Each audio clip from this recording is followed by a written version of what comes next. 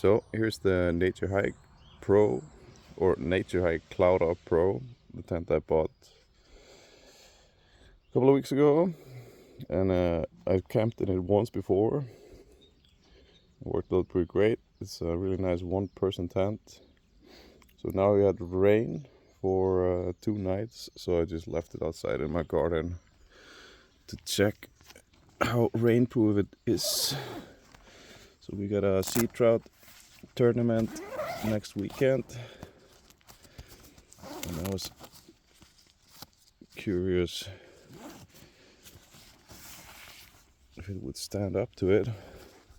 Last weekend, or 2 weekends ago, I actually had some water inside on the floor, but I'm not so sure that was the tent. That was actually a faulty water bottle.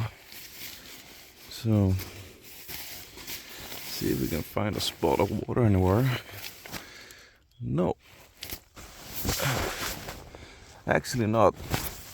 That's pretty sure it was just a water bottle that actually opened.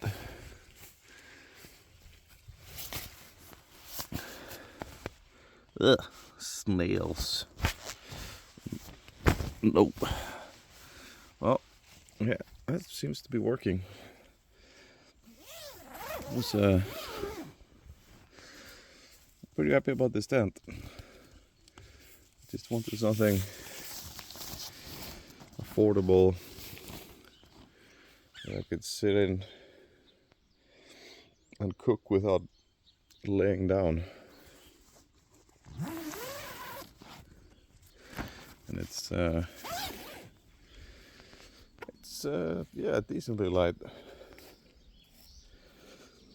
It was pretty warm and cozy. It's definitely not a summer tent, but it's perfect for the fall